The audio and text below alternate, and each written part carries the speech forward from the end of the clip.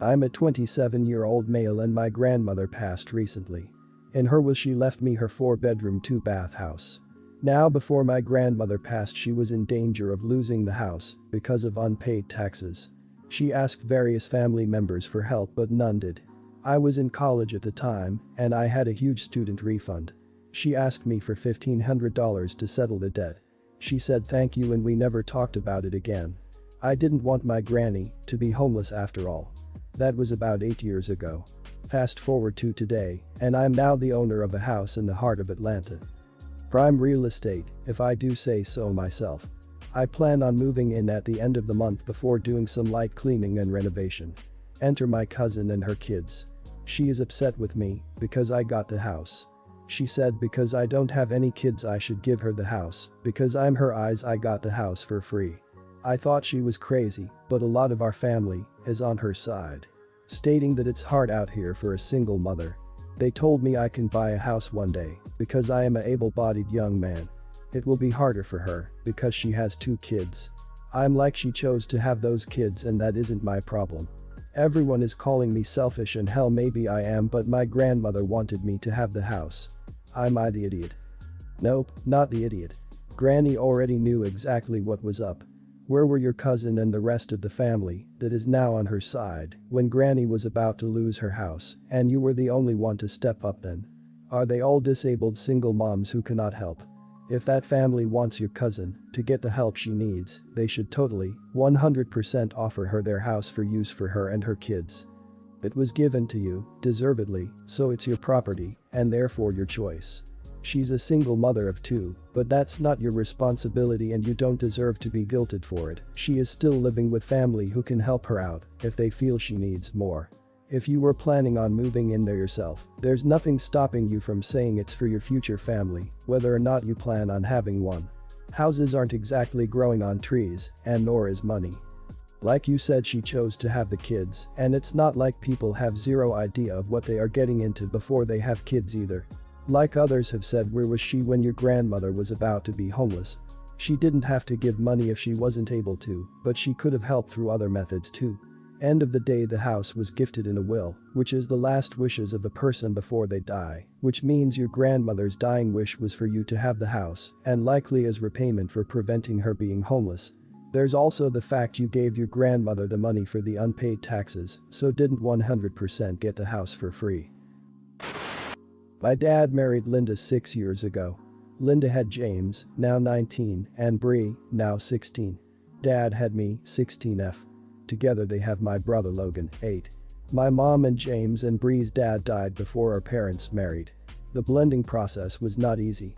James was clearly never happy about it, even less happy about it when Logan came around, and 3 years ago, after years of him just being angry and a jerk to everyone, they pulled us all into family therapy to try and fix things. They had therapy with James before that. About 5 sessions in, James goes on a rant about how we are not his family. He doesn't give a crap about dad, me, or Logan, how he wouldn't shed a single tear if we were to drop dead right in front of him, how stepfamilies are crap, they are not positive or good things that happen in life, they're a sign of failure or a sign of death, and neither of those things are good.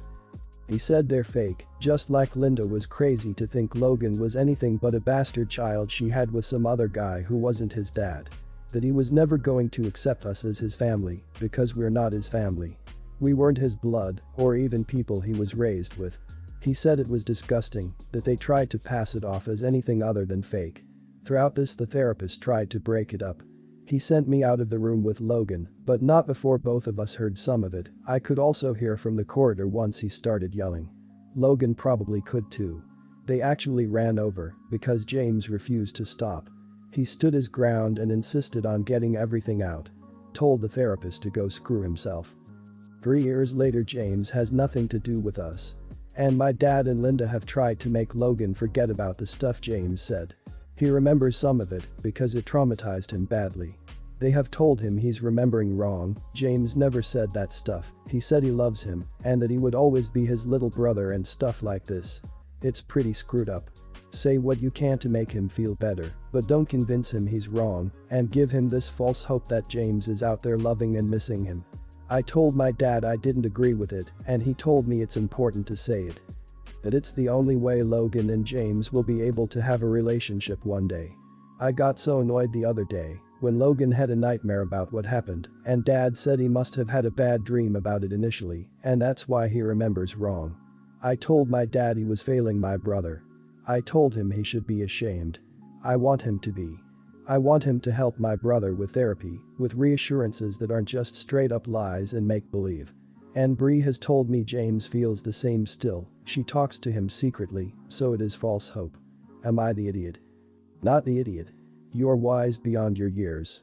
Your dad may be, I hope, well-intentioned, but lying about what happened creates its own trauma. Logan isn't stupid, and he wasn't a baby at the time. He knows what happened. Your dad's pretending otherwise says to Logan, 1. You can't trust me, 2. You can't trust your own memory, 3. Your trauma isn't important to me, so I'm just going to ignore it. If there's any way at all to get Dad and Elle back to therapy, any decent therapist will say the same. And maybe it would help Elle work through some of this crap. James and Logan are never going to have a relationship. Full stop. James is never going to come over and beg forgiveness want this family. To put this lie into Logan's head is dangerous and outright cruel to him. What is he going to say in 16 years when Logan seeks out James thinking it's his long-lost big bro and James tells him to go screw himself? Does he think Logan will thank him for it? Not the idiot and stick close to Logan, he's going to need someone in his corner. From your comments about the things that your parents are telling Logan about being a family and his brother loving him, I wonder if James' feelings come from that same place. Your parents, specifically your stepmom, trying to replace his dad with your dad and putting on this facade of we're one big perfect happy family again. And look, you have new perfect siblings, too. Instead of addressing his real feelings about the family combining and navigating a new family life as a young adult. My fiancé, 28, and I, 30, are marrying next year. My sister, 27, sings at a band and they often do weddings and wednets. So she told us to have her band play at our wedding. My fiancé told her we think about it. I didn't care much about it since we still have plenty of time to decide. But my wife later confessed me she doesn't like the idea at all. According to her, my sister has the bad habit of stealing the spotlight. Something I can agree with. The day we announced our engagement to my family basically took over the whole meal, talking non-stop. My fiancé thinks that singing at our wedding will turn into one more way for her to become the protagonist of the event. Instead of dancing and listening to a random singer, all our relatives will be paying attention to her on stage. I forgot about the issue until sister brought it up again. I want our wedding to be just as my fiancé wishes, so I told my sister I actually would rather to not having you working on my wedding, just dancing and drinking with the rest of us. She insisted that she really would love to sing though. I thought the best idea would be to clear that up right there. Because she's really stubborn when she's set on something. So I told her no, we prefer to have a random band or DJ, that we want her to be one more guest. Sister is now super pissed at us for preferring to give our money to a stranger instead of her, not letting her participate, and not doing something about my fiancé always disliking her. My fiancé has never openly disliked her, so I didn't know she'd noticed. Parents think I was a bit of an idiot because of that too. My fiancé is glad I stopped her. Am I the idiot? Your sister asked, and you said no, you'd rather have her as a guest. She didn't accept your answer and got really pushy about it. Just tell her you have some favorite songs that you enjoy hearing from the singers who released them if you go with a DJ, and that you decided you'd rather have your sister as a guest. Your wedding isn't something she should look at like a lost money event anyways. You were absolutely correct to be straightforward and blunt with your stubborn sister. This gives her time to get over it, and if she can't, oh well. It's simply not her day, it's yours and your fiancé's day. This is your wedding, you guys should do things the way you wanted. When my wife and I got married, my wife's cousin, F, is the middle child, older sister is an ER doctor, and younger brother is an executive of a Fortune 500 company and craves attention. She wanted to sing or give a speech at our wedding. My wife told her no, after my brother gave the best man speech and her friend gave the maid of honor speech, her cousin somehow got the mic and gave an speech. We were like, what the hell? After the wedding, my wife went to the videographer and asked him to delete every scene or clip her cousin is in. Not the idiot, because eventually, it might have turned into I didn't get to have fun because I had to work at the wedding. But, to shut her down and prevent any escalation, is there a way, assuming she's any good, that you could incorporate a song from her into the ceremony? Family often sing hymns during church weddings, and if yours is not in a church, is there a non-religious song that might go with the theme of the ceremony? I speak to my mom occasionally. We're not close though. Not since she married her husband Rick when I was 11. He was a domineering idiot who thought because he was a man he could get what he wanted. He wanted a wife and kids. He couldn't have kids of his own, and he saw the widowed mom of an 11-year-old daughter perfect for him. And he was pissed when I said no to him adopting me. He called me a jerk when I called him an idiot for trying to intimidate my high school boyfriend. We were 15. When I was 18 he wanted me to consent to an adult adoption and change of my last name because I was going to college and he wanted his name carried on. I said no. He told me I owed him for being my dad. I told him he wasn't. I told him he wasn't half the man my dad was. He told me to get my idiot butt out of his house. I have refused anything to do with him since. And distanced myself from mom because of it. But I never cut her off because it always felt like she protected me somewhat. She didn't change my last name despite his many attempts to get her to, and she never forced the adoption, which again he tried to force. However, now that I am a mom, she wants to be part of my life more. We talk a little more. She wanted to come and meet my son, but I told her she wasn't welcome in my house if she brings her husband. She was upset but said she understood. My grandma told me I can't make ultimatums like that. Am I the idiot? Not the idiot. You're not asking her to divorce him. You're not asking her not to love him. You're saying a healthy boundary about your home and your family. And she can decide whether or not she wants to spend a little time away from him in order to have our relationship with you and her grandchild. More importantly, keep doing what you're doing, protecting your child from that type of personality. Just like how your mother allowed a toxic man into your life and emotionally abuse you, when it comes to your children, yes, you can make ultimatums. You don't want a toxic and emotionally and verbally abusive man around your child. Just because your mother wanted to expose her child, to it doesn't mean you need to do the same. If she's hesitant on your ultimatum, then she's only proving that her toxic husband is more important and wants his influence to continue to be a presence in you and your child's life. You don't have to have any association with someone you dislike that strongly. You set a perfectly reasonable boundary that your mom can come visit, but her husband can't. You know, because he is an idiot, that he will stomp all over that boundary. So just be prepared that when she is invited, you have the door locked so she doesn't just wander in with him, and check the peephole. If he is there, then you don't open the door. Same as meeting in a neutral place, for lunch or the like. If he is there, or walks in with her, you leave.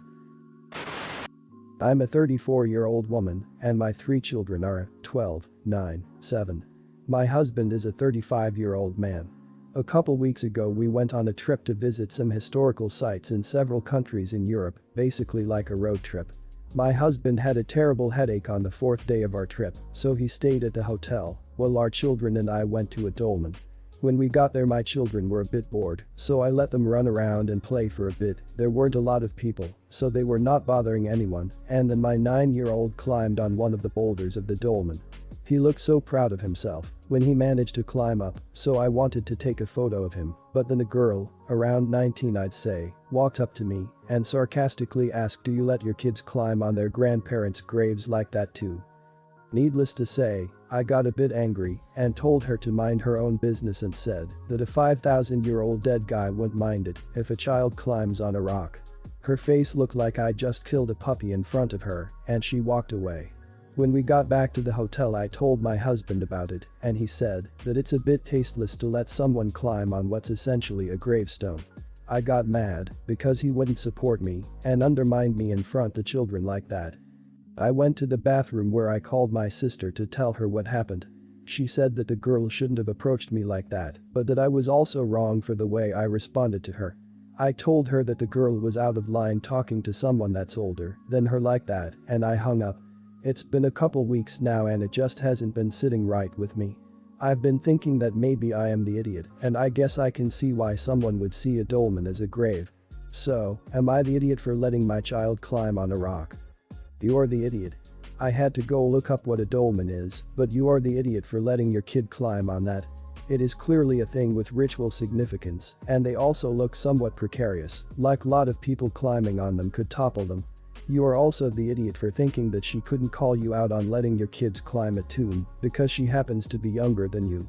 Even old people get to be called out when they do stupid crap. It's a historical site, not a playground. It's also pretty much the same thing as a grave, and yes, it is disrespectful to have your children climbing all over it. Secondly, you saying, well, she's younger than me, so she shouldn't have said anything is absolute drivel. What nonsense. She took you to task because, even though you're older than her, you didn't have the good sense or grace to keep your children from climbing on things they've no business climbing. You're not entitled to do whatever you want without reproach just because you're older than some people. You're raising your children to become permanent idiots that just get to do whatever they feel like and then come up with horrid excuses for why nobody should ever give them a hard time. Teaching them that when your husband mildly calls you out on obvious selfish behavior is undermining is maybe the worst thing you've done here, but teaching them that the responsible young woman was out of line simply because you're older is also terrible. These kids are going to grow up incredibly entitled and closed-minded if this story is any indication. You're the idiot big time. You do not let your children climb on any kind of historical marker, let alone someone's gravesite. You are the kind of parent who makes my job a nightmare some days. Just because someone is younger than you does not mean they are wrong. She had every right to confront you as you were literally letting your kids climb on a gravesite. Personally, I wish an employee had seen it and issued a citation and eviction. Yep, you are the idiot and you are teaching your children to be disrespectful to our monuments. Good job, Mom.